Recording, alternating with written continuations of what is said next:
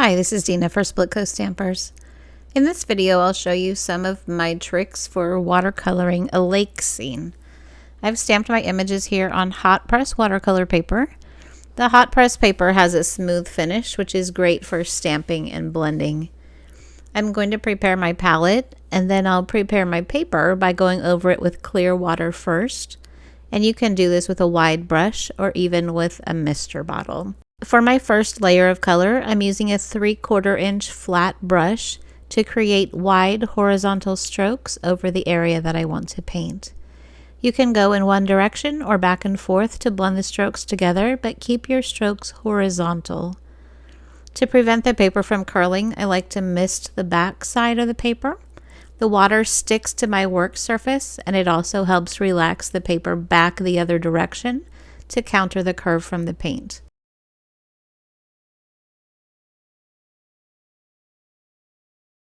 You can let this layer air dry or speed the drying with a heat tool. For the next layer of color, I'm using the same color paint, but with a little less water so the color is more concentrated. I'm also using the flat end of the brush instead of the width of the brush.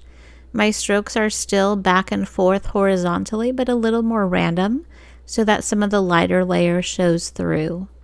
And that's going to give the impression of ripples and reflections in the water. While this layer is still wet, I'm going to add in the color of anything that would reflect into the water. So here my stamping is a dark brown, so I'm using a dark brown paint below the stamped images, letting the wet paint work to blend the colors together and spread that reflection down into the paint that's already there. I'm using the shape of the brush and kind of a dotting motion to add those reflections in. I added a few lines behind the ducks too. Remember, they have dimensions, so they will reflect on all sides of themselves and not just in the direction that we're looking from. In the next layer, I'm repeating the same steps, but with a smaller 1/2 inch flat brush, a little less water, and more concentrated placement.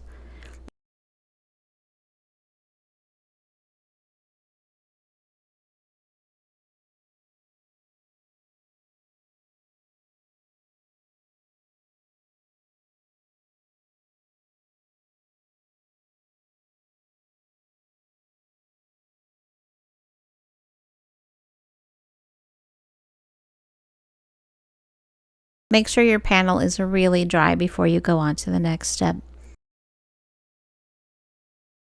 The final step here is to add white horizontal lines to the coloring, and you can do this with a single medium or mix them up like I'll show you here.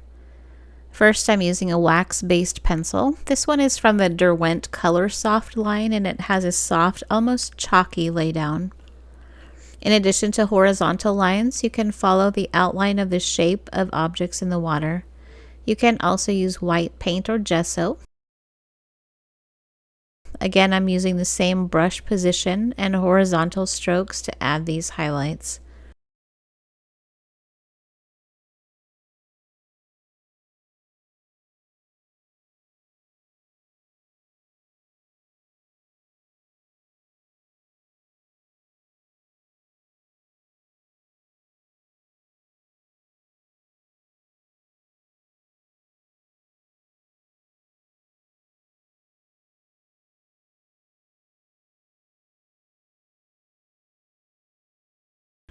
Another great option is an acrylic paint pen. This one that I'm using here is by Posca, but there are other brands as well.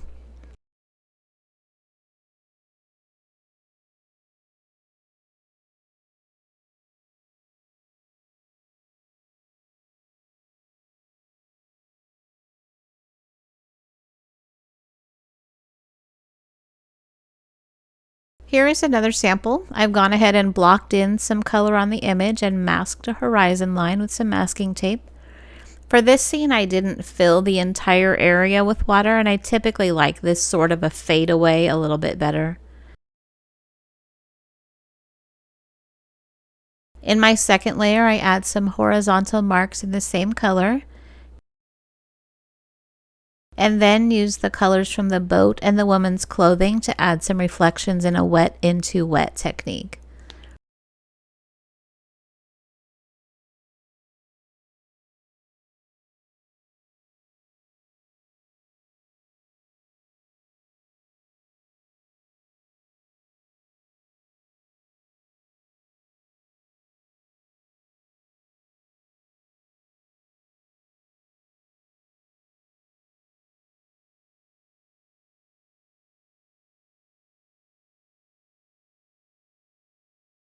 The third layer again is done in the same colors, but with a little more concentration.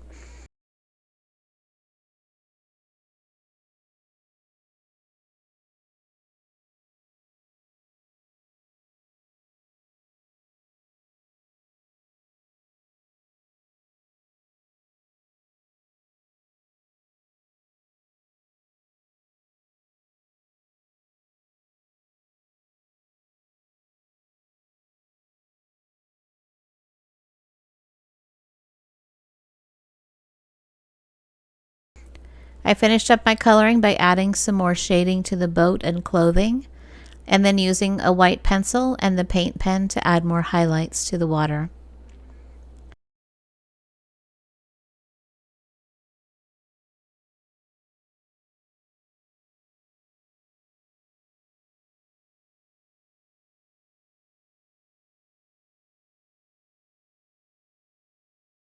Here's another card that was done with the same technique and more of a fade above and below because of the image I used. I hope this is something you'll try, and I thank you so much for watching.